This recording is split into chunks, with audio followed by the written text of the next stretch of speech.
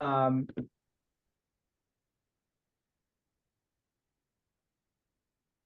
waiting to see where we're live.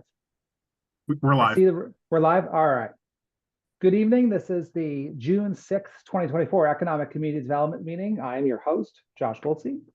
With us tonight are council members Heather Dunn, Barbara Smith, Lisa Shanahan, and Jalen Seed. I know for the minutes, Darlene Young and Jim Fryer are not going to be in attendance tonight. So we do have a quorum. I know there is a public hearing on the Neighborhood Assistance Act program. I want to know, is Katie O'Leary here or on the attendee list? Yeah, I see her. James, I see her on the attendee list, along with Garrett Balella and redevelopment. Can you move them all to panelists, please?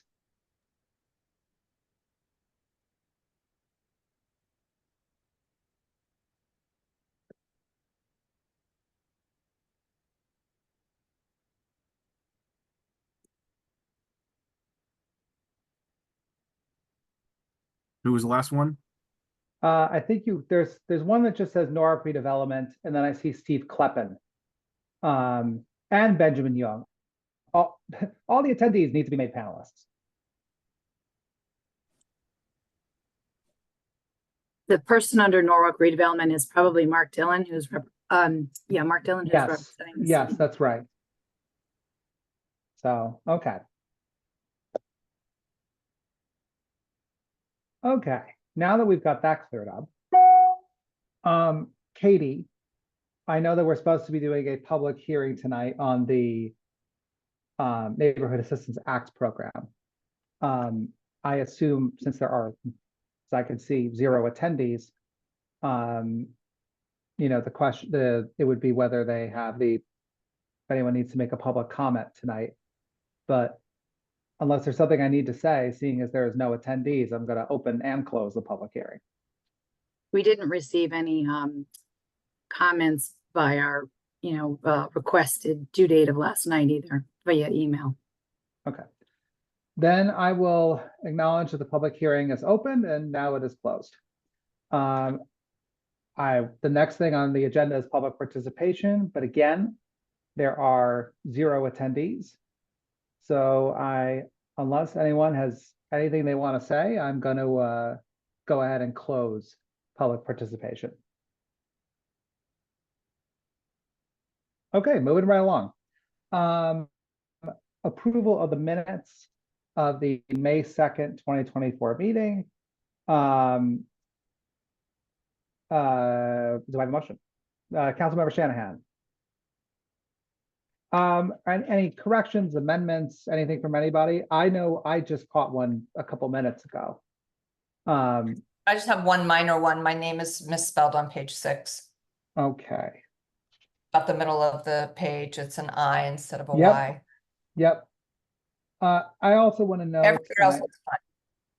Yeah, I actually under on page 5, where they're talking about the Webster Street lot, it says Mr. Balella, and I'm virtually certain it's Brian Bedoli. So every single one where it says Mr. Balella, and I think it's mentioned 5 times on page 5, should be Brian Bedoli, Bidolli. And while Garrett gets a lot of credit for a lot of really good things in this government, he doesn't get to get credit for everything. Yeah, all right. But otherwise, I have no other, there's nothing else that I caught. Does anyone else have anything? If not, then all in favor? 1, 2, 3, 4. Abstentions? Councilmember Shanahan. Okay, so we have 4 votes in favor and 1 abstention. Okay, now we're moving on to new business. Redevelopment Agency, item 1A1, and I'll read it into the record.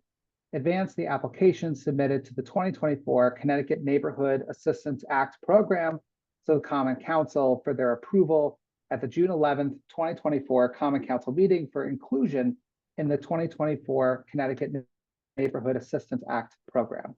Do I have a motion? Councilmember Smith. So Katie, this is all you.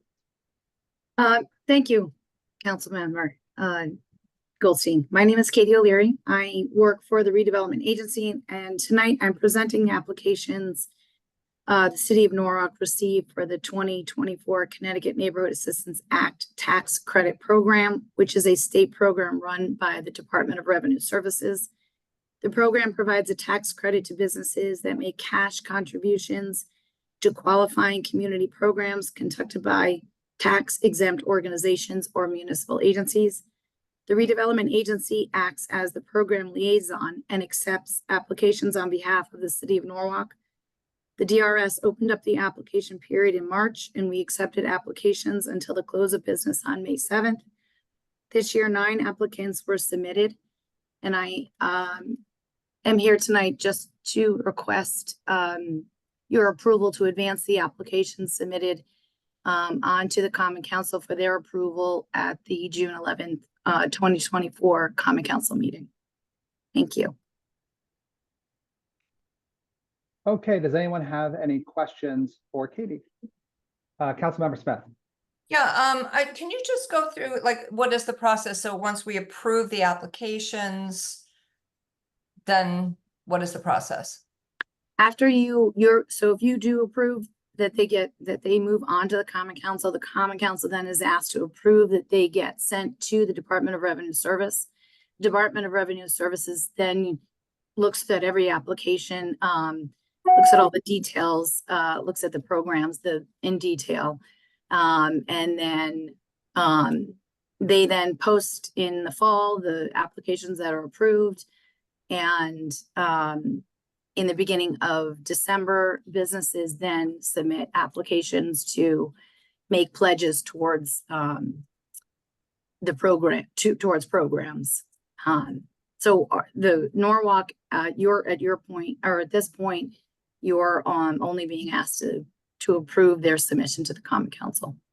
Okay, and then does it come back to us at any time, or just this is it? This is it. Okay. All right, thank you. I'm sorry, James, can you promote Jim Travers as an attendee? Can you just promote him to a panelist, please?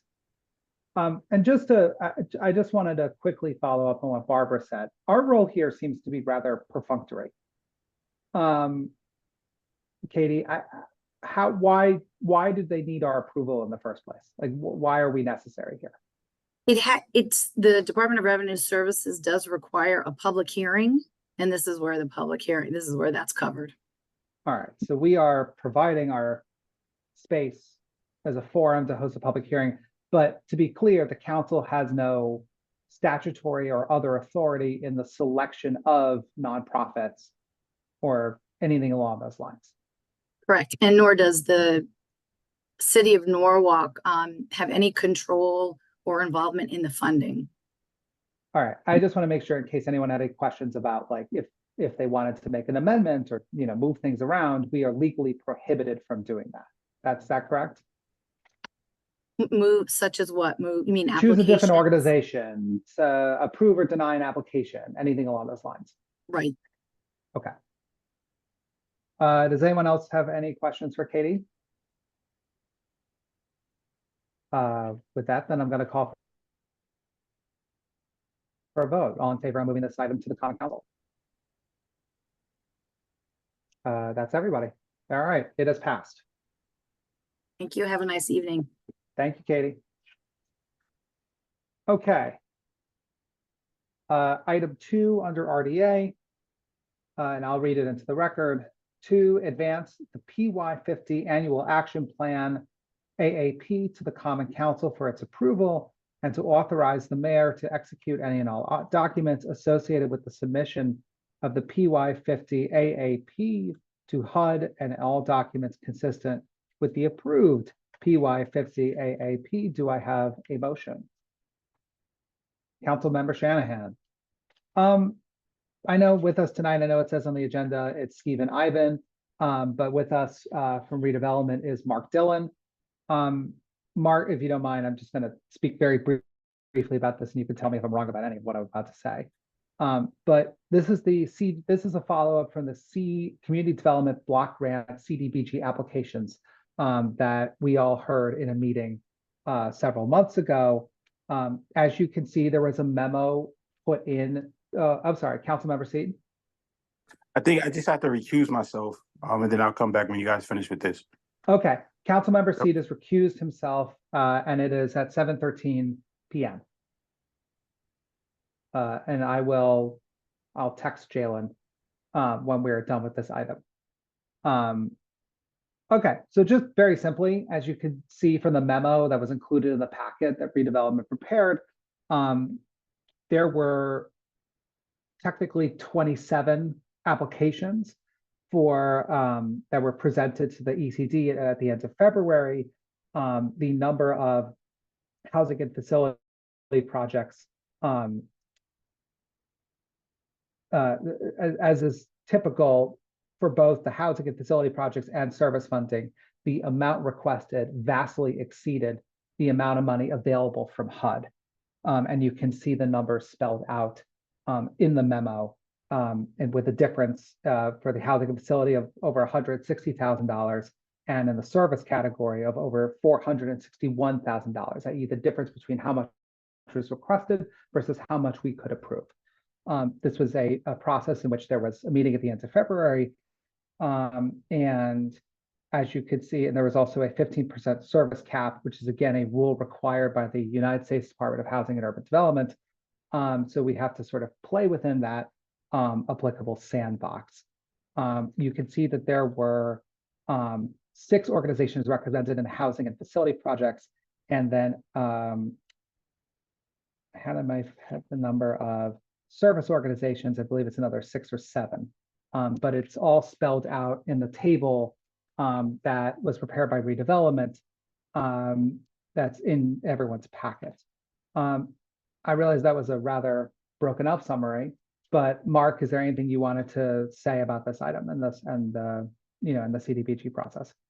No, that was very well summarized, Mr. Chairman. I would just add that we're asking the committee to move it to the Common Council for action at their June 25th meeting to accommodate Yes. the 30-day comment period that we're now in, which is a HUD requirement. Yes, so, and thank you, Mark. That's really important. So this is not going to come up at Tuesday's meeting. This is going to come up at the meeting at the end of the month, as Mark said. There is a 30-day statutorily required, or it's a HUD rule, public comment period. That public comment period ends on June 24th, which is the day before the June 25th meeting. So while this is the meeting where we have to advance it to the Common Council, it's not going to show up at the 11th. Does anyone have any questions? And I also just want to know for the record, I see that, oh, there he is. Johan Lopez, council member Johan Lopez logged on at 7:15. Does anyone have any questions for Mark or anything they want to say about this item? If not, then I will call for a vote. All in favor of sending this item to the full council? Okay, that's Councilmember Smith, Goldstein, Dunn, and Shanahan. This item has been moved to the council. And I again will note this is going to be on the agenda for the June 25th meeting. Mark, thank you very much. Thank you very much, everybody. Have a nice evening. All right. Okay, we're moving. We're cooking with gas. Planning and zoning. B1. I'm going to read it. Authorize the mayor, Harry W. Rilling, to execute separate master services agreements with AKRF for on-call professional consulting services to be performed on an as-needed basis related to peer traffic review. The scope of work will be performed pursuant to individual letters of agreement detailing the scope of work, the work for each project. Services will be paid for by individual applicants with the department. Do I have a motion? Councilmember Dunn. Steve, the floor is yours. Good evening. How are we all doing? Good. Good.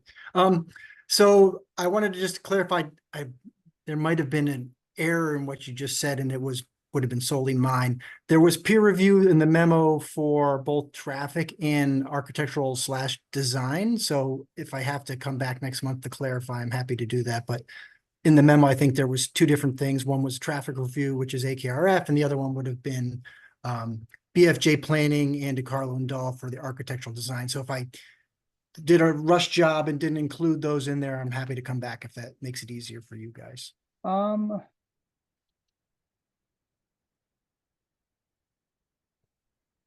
The memo outlined. all Yeah, three of no, them. I'm thinking about this. Yeah. And I'm Is it wondering not- if, Is that number 2 on the agenda, Josh? yes, number 2 on the agenda is DeCarlo and Dahl. So Steve, okay, we'll good. just, what we're Yeah. gonna do, why don't we do this? Now that I'm thinking about this, because you froze me for a moment. Why don't we read both items in and we'll take them together? Actually, no, I'm thinking about this. We do actually need to take them separately Yeah, because that's fine. I was it, jumping the gun. as a matter of procedure, we do actually need to do it separately. But Steve, why don't you talk about traffic first, and then we'll do the DeCarlo and Dahl.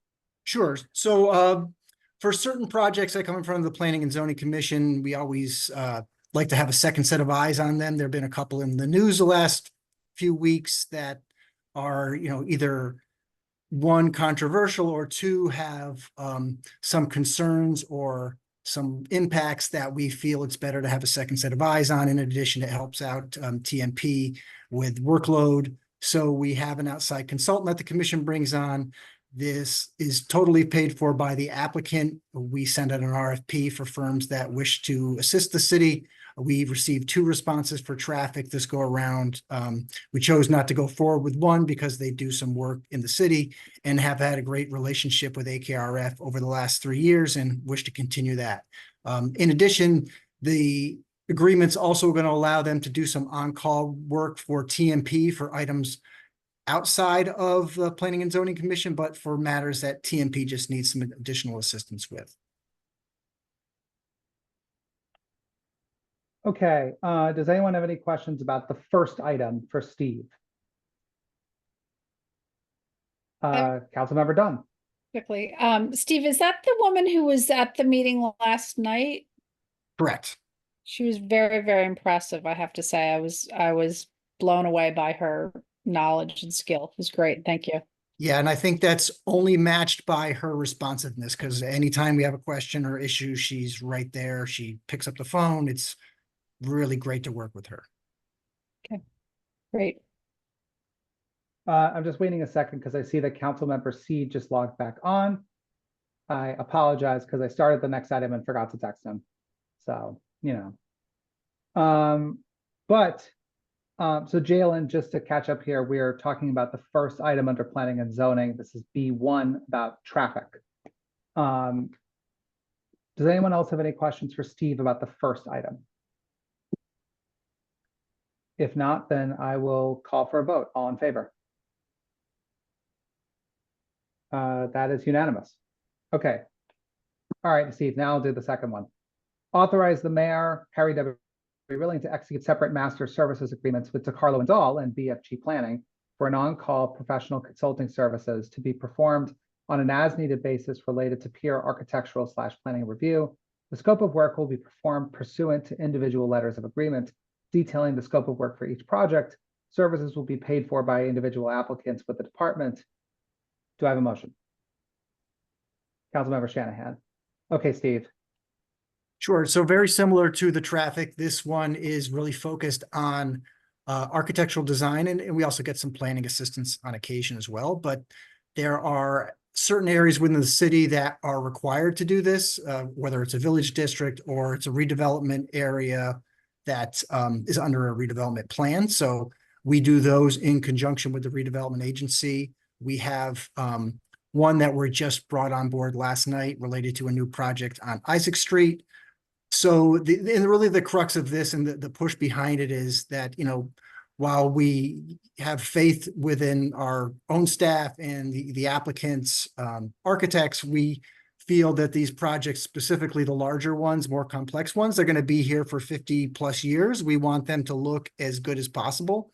So we bring in the outside firm to provide guidance to make sure, one, that the project's in keeping with the design guidelines for the various areas, and two, just to give suggestions and second set of eyes on the projects. And over the years, we've used DeCarlo and Dahl. It's probably I think our third go around with them now, and BFJ's been with the city for a while as well. And DeCarlo and Dahl does a really thorough job, and I think really enhances the aesthetics of the project very focused on the fine details of what the buildings are going to look like at the end of the day. I agree. And as a former former zoning commission member, I could tell you, having read stuff from both DeCarlo and Dahl and AKRF, they're both very impressive. Steve, and I know you wrote this in the memo, but I'm saying this because of the public meeting. While we sign the agreement, we, the city, sign the agreement with these firms, it's the applicant who compensates them. Correct. Yes. And I mentioned that for the traffic, but I neglected to do so for that one. But so we have written right into our regulations that we get an estimate from the consultant, whichever one we bring on board. And then we get a check from the applicant for 150% of that estimate. And then whatever we don't spend, we give back to the applicant after the project is over. Okay. Does anyone else have any questions for Steve? Seeing none, then I will call for a vote. All in favor of moving this to the full council? 1, 2, 3, 4, 5. All right, that is unanimous. Thank you, Steve. Thank you very much. Have a good night. Have a good night. All right, so now the third item, this is also under planning and zoning. 3, authorize the director of planning and zoning to execute the letters of agreement for both the traffic peer review services and architectural planning peer review services. Steve, I'm not on my game tonight. This is obviously part and parcel of the same thing, but I do need a motion for this item. I think I threw you off, so I apologize. No, it's okay. Councilmember Seed.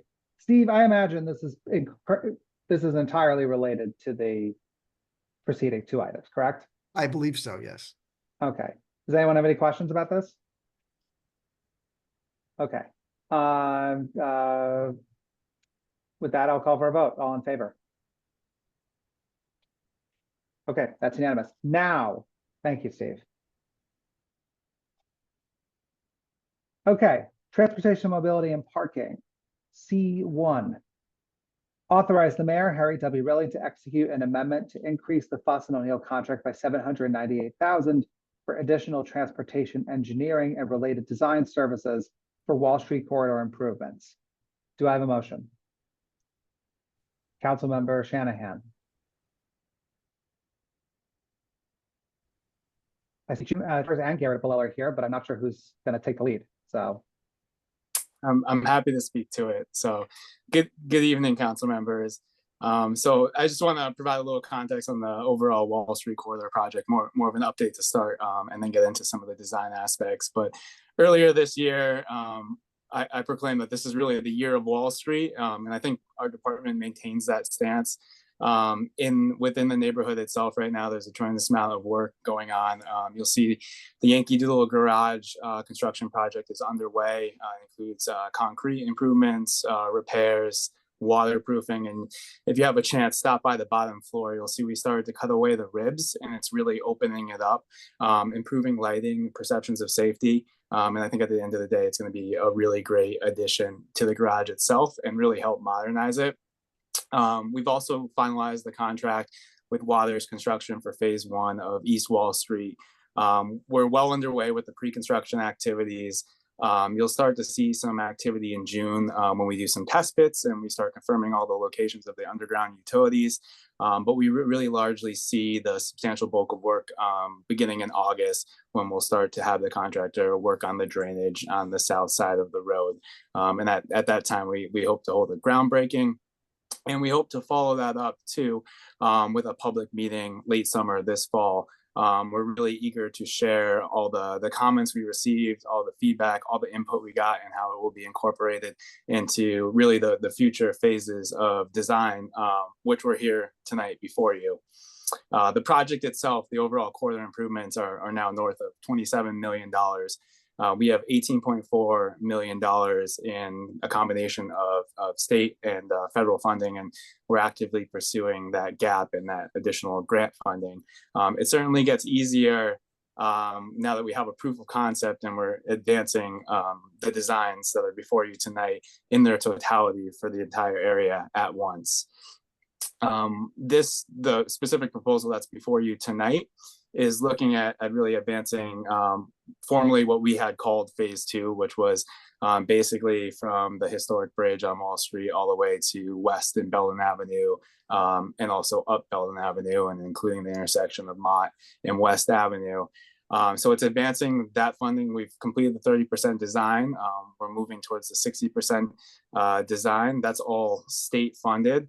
But the challenge is that's now going to have to be phase 3, because based on our conversations for federal funding, that $5.5 million, there is a time to obligate that funding, and it's within the next 2 years, September 2026. And in the planning and design and construction world, it's a really short period of time.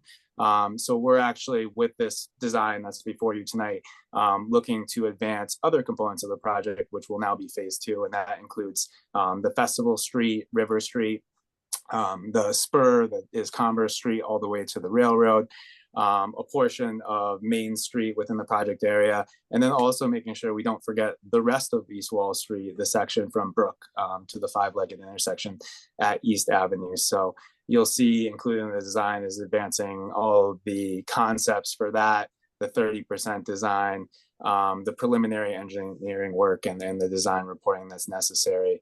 But I just want to emphasize that this is a tremendous project, right? Very few municipalities have the opportunity to reimagine their downtown, and we put a lot of work. I think you'll see that it's about a 33-page proposal, but it includes all the coordination with utilities, all the permitting, all the geotechnical, the underground work, making sure we incorporate all the placemaking elements and do the structural design of the arches. So there's a tremendous amount of work going into this, but I'm happy to answer any questions about the specific proposal that's here before you tonight.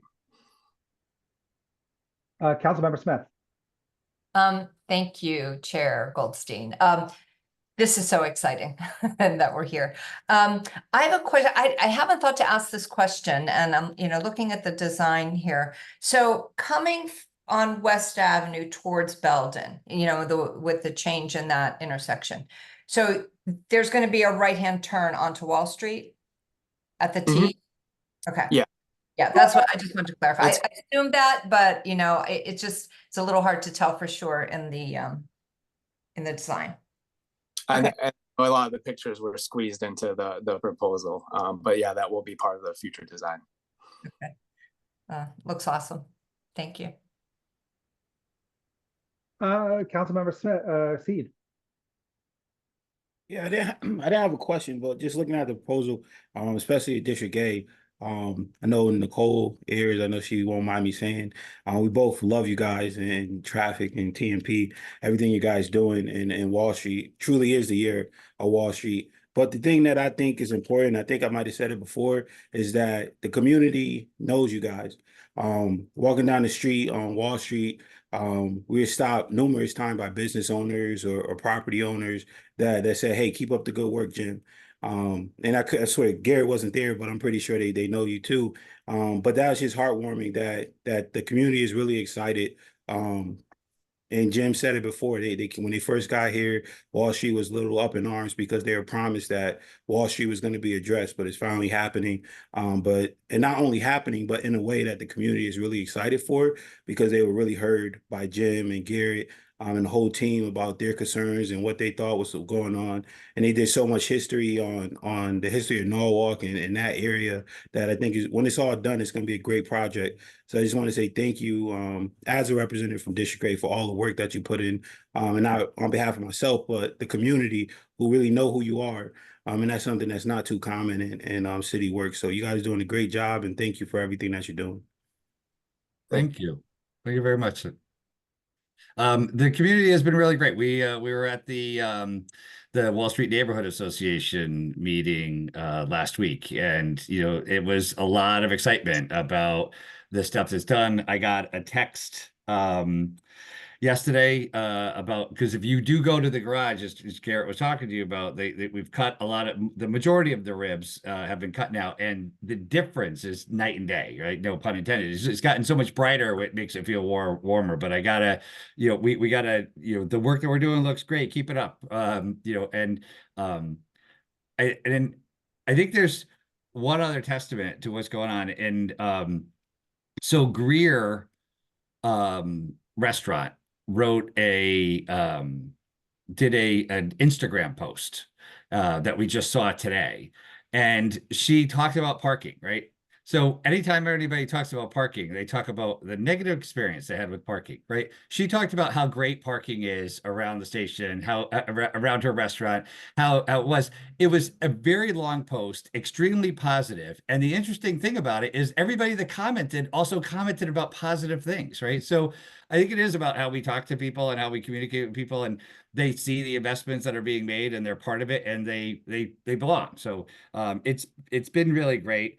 Councilperson, we had that great walkthrough, and it's just, it's just great to be able to spend time together and really down in the street to see it. So hopefully we'll do more. We're really excited about to move these next 2 phases. And really start to see it happen. But we're fully committed to this, and we are breaking ground August 1st. So have hold that date. So thank you. I couldn't have said it better myself. I completely agree with everything Jalen and Barbara have said. The only question I had in your memo was, it said that the amendment to the contract was necessary to meet federal deadlines related to the obligations of the 5.5 million community project funding, or risk returning federally appropriated funds. I just want to know what that deadline is. Like what's the, because I didn't see anything in the backup that specifies what the deadlines are.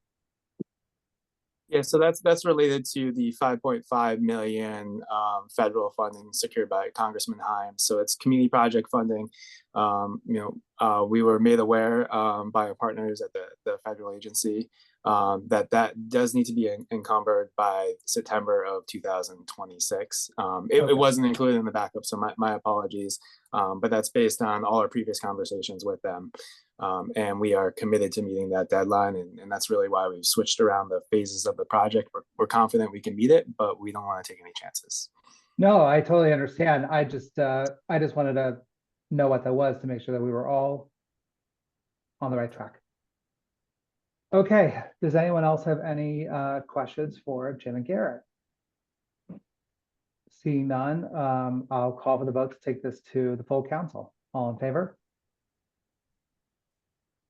Okay, that is unanimous. Okay. So transportation and mobility and parking, this is C2. Authorize the mayor, Harry W. Rilling, to execute an agreement between the city of Norwalk and Stantec for preliminary design and grant support services for the Norwalk River Valley Trail Will Walk Spur, planned to run underneath Gristmill Road to Glover Avenue in an amount not to exceed $22,000. Do I have a motion? Councilmember Dunn. And I see Benjamin Young is here. So Ben, take it away. Floor is yours. All right. Good evening, council members. So this the NRVT is continuing to progress. Some of you are aware that we recently completed a section just south of New Canaan Ave. So we're continuing to look for opportunities to progress future sections of the trail. And this preliminary design by Stantec would help us get a nice connection for the future NRVT, which will go from Glover Avenue up underneath Gristmill, which is a busy road, as you all know, and provide a safe pedestrian and bicycle connection to the existing Will Walk section of the trail. So the Will Walk section, it goes from Gristmill up into the town of Wilton. The parking lot for this section of the trail is actually within the town of Wilton. But this new section of the trail will benefit all us Norwalk residents who live on Glover Avenue, and other visitors who are coming up maybe from the Merit 7 station.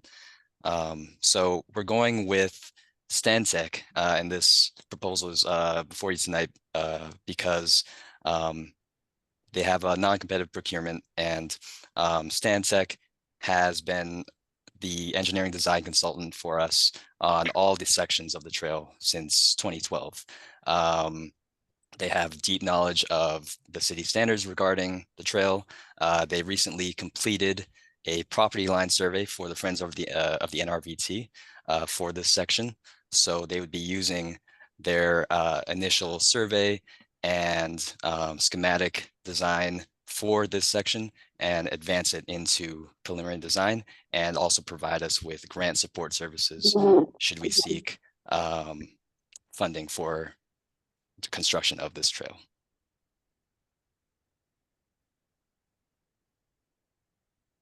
Okay, so Ben, I'm very excited about this because I love the and all things NRVT, as Jim and Garrett know well, and Lisa.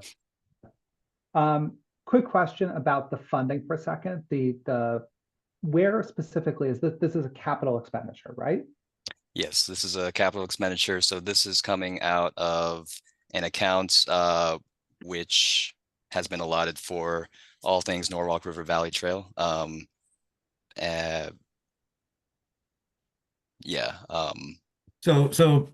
Council President, we do have an account that we established for the NRVT for proportional construction or design. So it's so we're pulling it out of this what we're looking to do is we're confident that we'll be able to continue to support grants to complete the trail.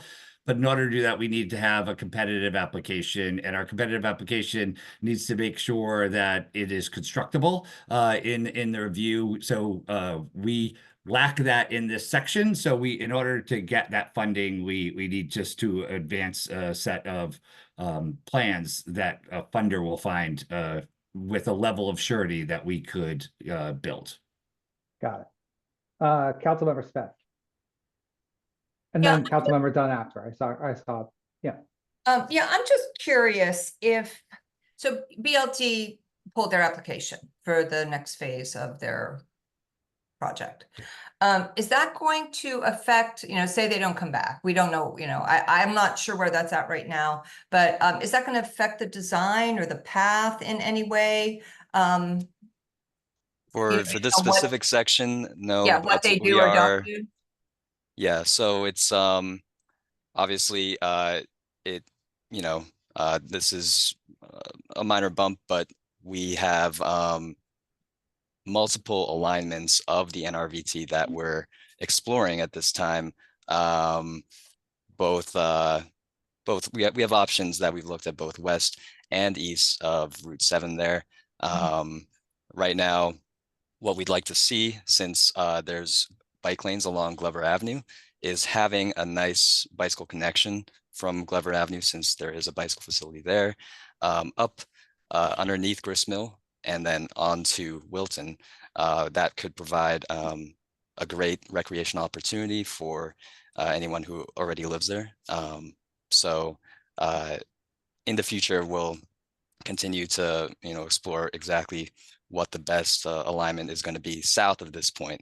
But for now, this is a quick, relatively quick and simple extension of the trail that would be a great win for the city. Ben, when you say an alignment, you mean multiple options, path options? Yeah. Okay. So, but also this section, there is a terminus of a trail that was previously built that's just south of the Gristmill Bridge. This will tie into that will bring us into the connected portion of the trail north of Gristmill. So there is a start and stop point on that. And I think what Ben was talking about before is the other sections that happen continuing north of there. There is options for the bike lanes that are on Glover, but I think our desire would be for BLT to come back to the table and build the portion that they committed to with an off-route trail. So we will still be We still believe that the best solution is an off-road trail for the NRVT, but this has nothing to do with that section. This is, we have a terminus that's just at the bridge now. It's getting us onto the other side of the bridge, up and over, that we're going to connect into Wilton.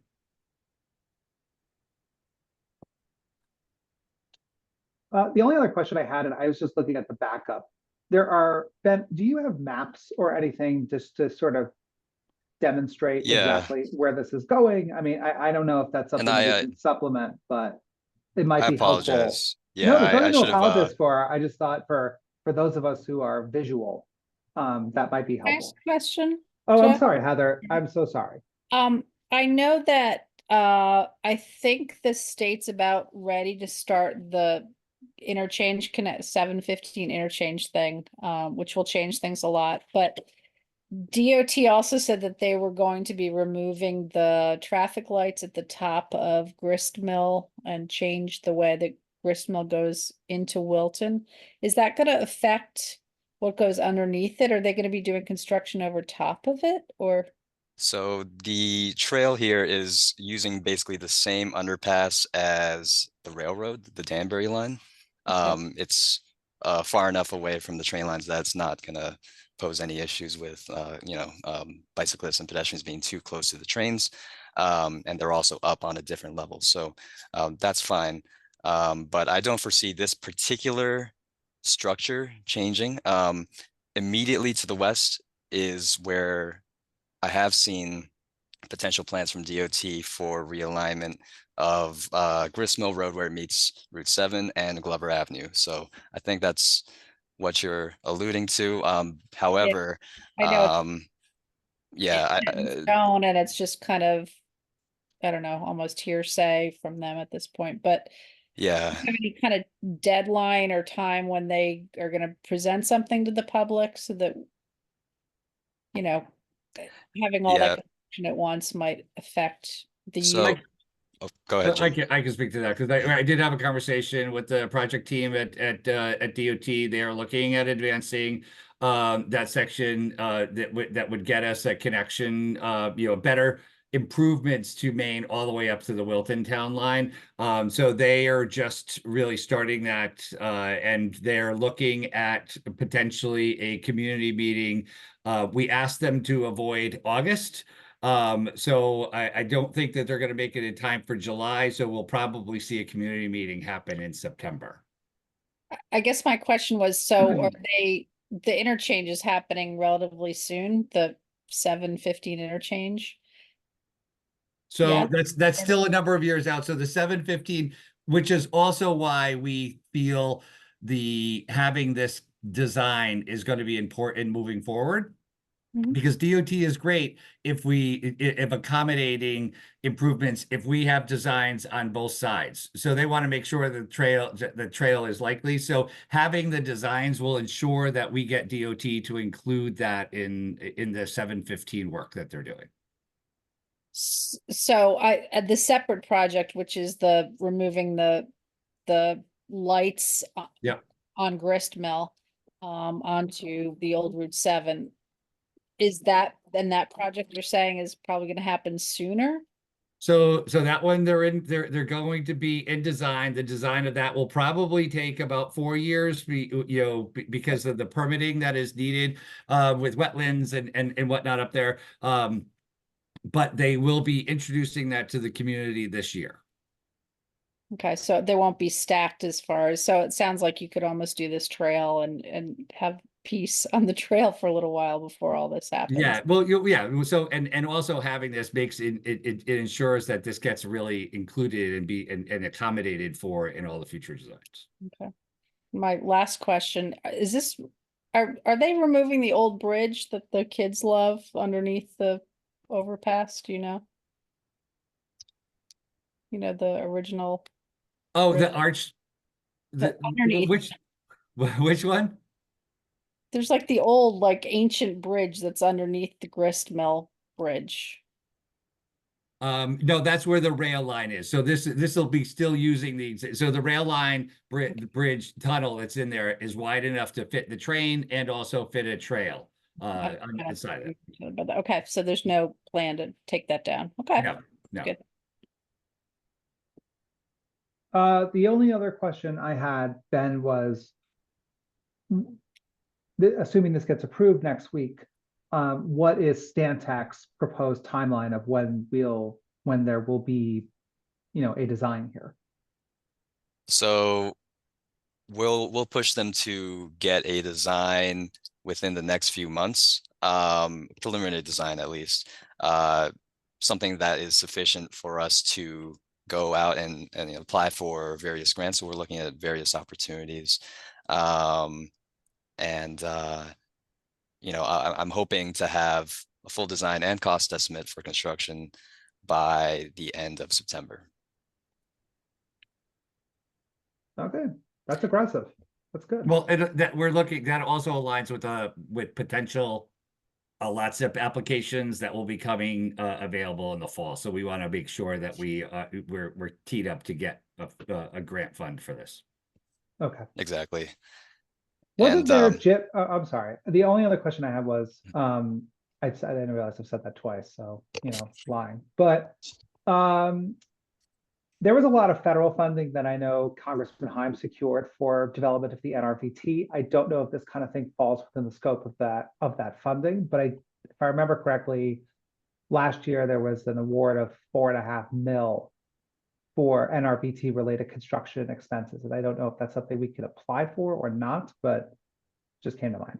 We do continue to work with Westcog. Westcog was a recipient of that grant. So again, we think that between that funding and lots of funding is a pathway to get us done. But to ensure that the trail is built to the standard that we wanted for Norwalk, we think that we really need to play an active role in the design.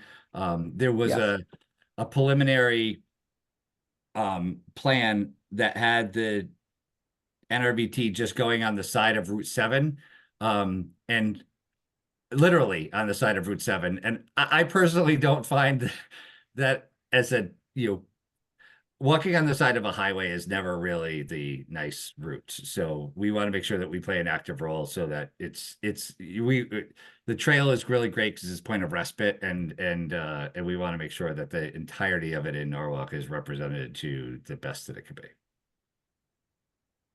All right. Any additional questions? If not, then I will call for a vote. All in favor of taking this item to the full council?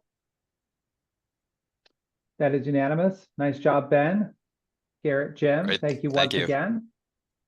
Have a good night. Thank you. Okay.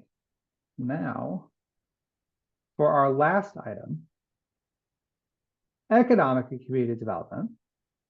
Authorize the mayor, Harry W. Rilling, to execute an agreement with Berry, Dunn, McNeil, and Parker LLC for software project management consulting services in an amount not to exceed $150,000. I'm jazzed is the word that Jess used about this initiative, and I am jazzed too.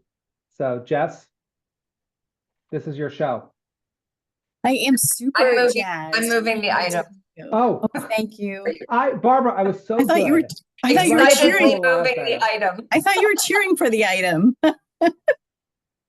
Councilmember Smith. Jess, I sorry. am, but I'm moving the item. I'm very excited. Also, yeah, everyone's excited. So we've been talking about this for a really, really, really long time. And when we did the efficiency study, it showed that we have a lot of work to do from a technological standpoint to be able to get to where we need to be for 2024. And we see it in our daily operations. We're having more than 6,000 applications and permits be issued through just even building and code enforcement and planning and zoning alone. And that doesn't include all of the permits that come out of DPW and also permits that come out of health and all the inspections that health does as well. And so those projects are really exciting modernization project. It has many different pieces to it. And I tried to lay that out in the memo for you so that you could kind of see the bigger, broader picture that it really isn't just about $150,000. It's more like a $1.5 million project. And I wanted to make sure that everybody understood that when you're voting on this item and considering moving it forward to the Common Council. And so we you know, we've gone down a little bit of a road and a journey in order to be able to get here. And I won't give you all of those details tonight just for the sake of time. But essentially what we did is we came together with planning and zoning, building and code enforcement, business development and tourism, the health department, and DPW, and the IT department as well, and said, you know, what do we need and how are we all comfortable moving forward? And the reason for that is because this project is a really big project that actually impacts every single department, or almost every single department in City Hall, whether it be a business that's going through a permitting process for a tenant fit up permit, or whether it be a new development that is coming through the process. Each of the departments actually sees the application. And what we have today is a situation where the applicant brings in paper, and that paper goes from one department to the next department to the next department, and even from building to building. It may actually go to the health department. They need to go to the fire marshal's office, so they need to go over to the fire department on Connecticut Avenue, and it can take a long time period. And the resident is actually the person who's moving the paper, right? Moving from department to department. And I think we've all kind of heard the stories and the difficulties and challenges about this, but it also means that none of the departments are really looking at these things at the same time. They're looking at it in more of a sequential process where, you know, we go first to the tax collector's office, then we go to planning and zoning, then only then do you go to building and code enforcement. Well, you actually don't. You go to conservation, and then from conservation you go to health, and then from health you go to building and code enforcement. So, and then to fire marshal. So, you know, it's creating this really elongated process for the actual resident in trying to get permits. But for our departments, it's also this exercise of calling back and forth, finding the paper file, who has the paper file, where is it? And also this really extraneous effort in being able to pull out field cards from 1927 from the basement, you know, using a process where we fill out a card, and the card goes to the person pulls the box out from the basement, and the box gets brought up to building and code, and someone looks through the box and tries to research the property. And so you get the story. And it's time, and it's just really exciting. And so I kind of go back to the way that we got here today is that we actually met with all the different departments who will be impacted by adopting an application like this. And we said, you know, how do we move forward? And what we talked about was the underlying success of any technological or modernization project is being able to get the workflow and the processes right, you know, and being able to understand how the system works and how it doesn't work. And so we really tried to identify the importance of saying we really need someone to work with us to be able to map every single process and every single workflow. But that's not really even enough. We then need to have that company or that firm or the person identify best practices, what's working and what's not working. So, you know, have you worked with 20 different municipalities to be able to understand what their process looks like, and what are they doing that we're not doing, and how is it working for them that it's not working for us? And so how do we actually build a better system going forward? The other thing that we talked about is that the city uses a lot of software right now. So some of us use Municity, and some of us use Cornerstone, and some of us use CityWorks. And so, you know, how is a firm going to be able to help us understand what systems we already have in place, and sort of what software may actually potentially be able to replace, you know, 3 or 4 different softwares that we're currently using. The other thing that we talked about was the importance of documentation and digitizing that documentation. You know, I mentioned the 1927 field cards, but there's actually 5 sets of those field cards. So in reality, there's, you know, almost 200,000 pieces of paper that we use all the time to be able to call up this history. And so how are we digitizing that and packaging that in an electronic form so that the system that we have actually allows us to be able to pull that documentation up. And then we also talked about the importance of flagging for different departments when someone comes in to pull a permit.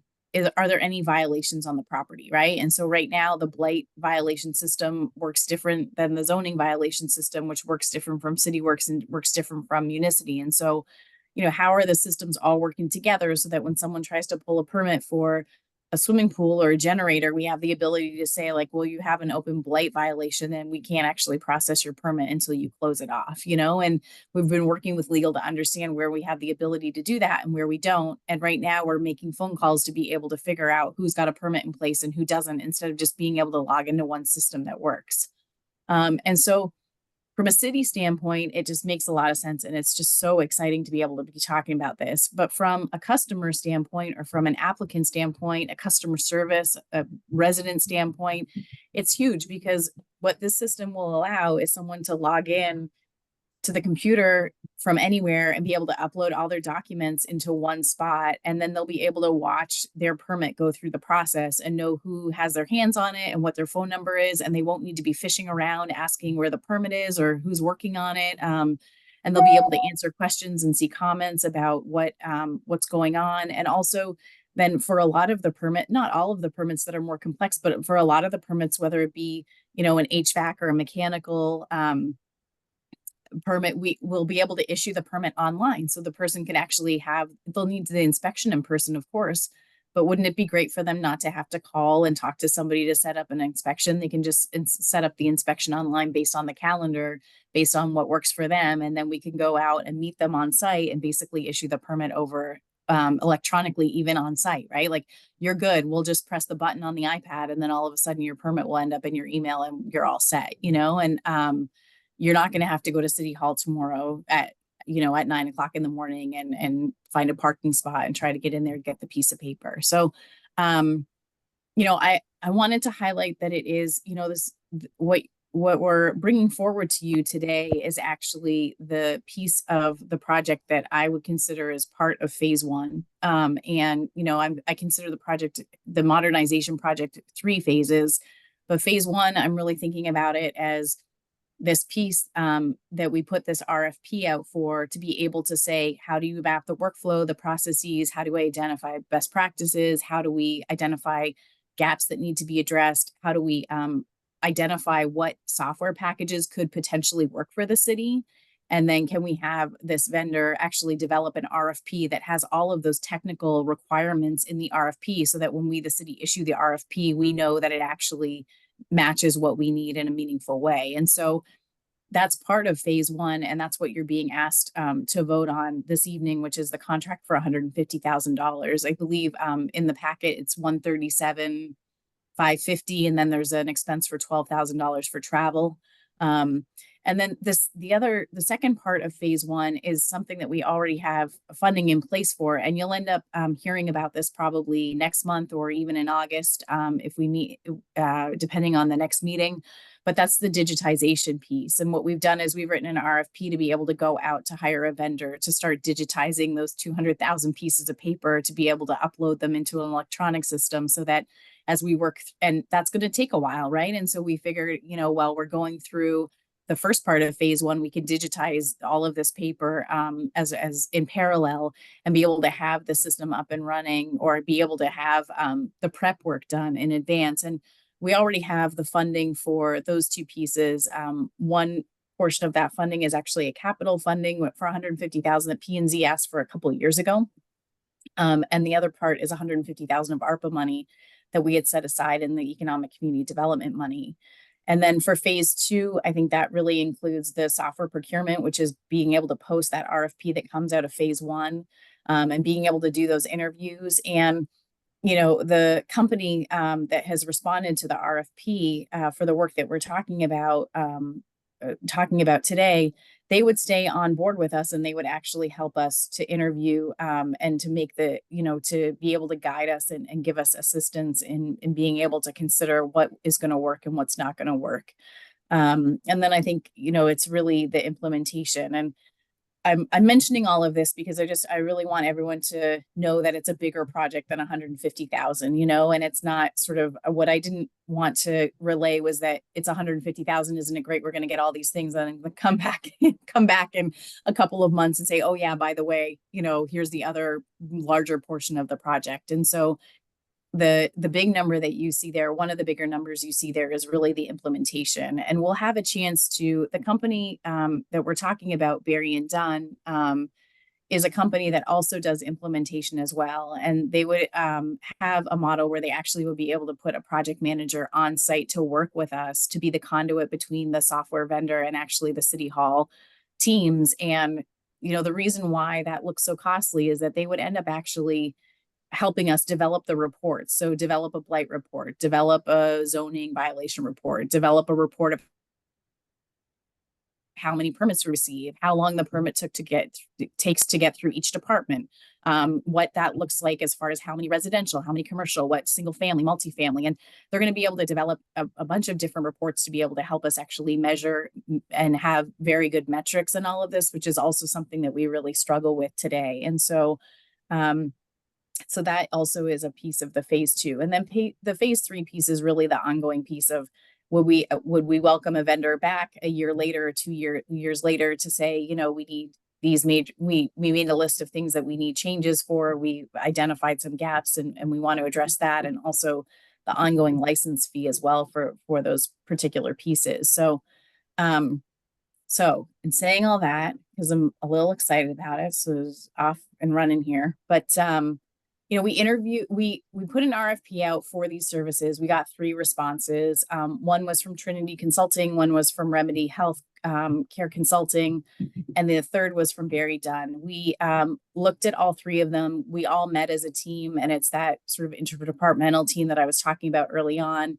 And we identified that really 2 of the 3 don't meet on paper what we're looking for, right? And Barry Dunn did meet what we were looking for to the extent that they had worked with so many municipalities doing very similar projects. And so we brought Barry Dunn in and we interviewed them, and we all said that, you know, they really did a good job in interviewing, that we're all very comfortable with them, regardless if it was IT from a technical standpoint or health from wanting to know if they can measure, do weights and measures on all of the gas station pumps separately, you know, to DPW and curb cuts, and even for us doing permitting and licensing for planning and zoning and building and code enforcement. So what you have in front of you is an authorization for the mayor to sign a contract with Barry Dunn, which is the company that would end up coming in and doing the workflow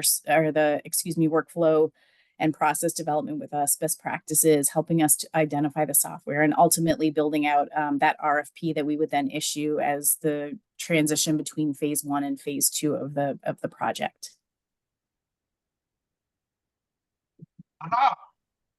Ta-da!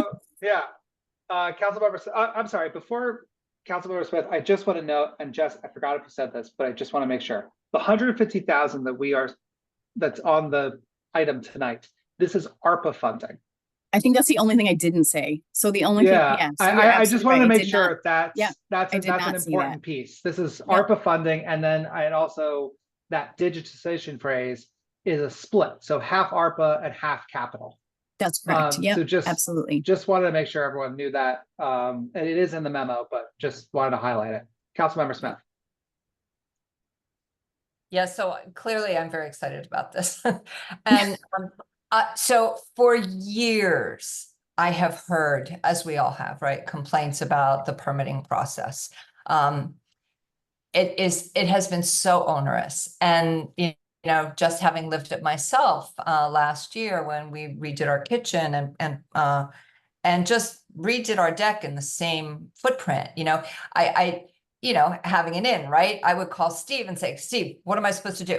Where am I supposed to go? You know, and he would tell, well, you did go this place and go that place. So I can't imagine how difficult it is for, you know, residents who are, I mean, the contractors probably know what to do, right? But if you're a resident and you're doing a simple project, you know, it really is onerous. And what happens is you get people who just say, I'm not going to bother, because it's too much of a pain in the neck, and I'm just going to do this job. And so, you know, work is being done without permits, and then we don't know if they're done safely or up to code, and that's dangerous. So I know, you know, this is going to be a big investment over a period of time, but I think it's incredibly important that we're doing this. Anyone else before I wanted to just contribute a couple quick thoughts? This is exactly the kind of project we have been talking about for a very long time in terms of modernizing city government in a way that not only improves the experience for residents, but also, improves the experience for businesses and people who want to, who will need to go through the permitting process, here in Norwalk. If you've never stood in the room in Bill Ireland's office that has all of the cards in it, and you have to know it is the most valuable room in Norwalk, probably next to the land records room, and you just think to yourself, if something, God forbid, were to happen, a lot of Norwalk's history and a lot of the really important stuff that people use every day to do normal, both home renovations, commercial renovations, you name it, any sort of project. So this is so fundamentally important to making sure that Norwalk is a city that we need to move some of city government right into the 21st century, which is what the efficiency study has told us, and we're now working to fulfill that promise. And so I think that it's not just Jess. I mean, there are a number of departments who have played a key role in making this happen. And this is exactly the kind of thing that came up and we talked about a lot at the capital budget meeting a couple months ago. But also this is government at its best. I mean, all of it's government at its best, but this is a really worthy project. And just again, we're using the ARPA money strategically. This is one of the, I'm sorry, I just looked at, it's like super raining outside. I'm very excited about this project, and this is also about securing Norwalk's past and its future. So with that, does anyone else have any questions for Jess? Or Jess, is there anything else you wanted to add before we take it to a vote? No, thank you for listening to my explanation that was long-winded. Spiel. But okay, with that, I will call for a vote to take this to the full council. All in favor? Does anyone have a motion? Motion to adjourn. All in favor? All right. Good night, everybody. Thank you. Thanks, everyone. Good night.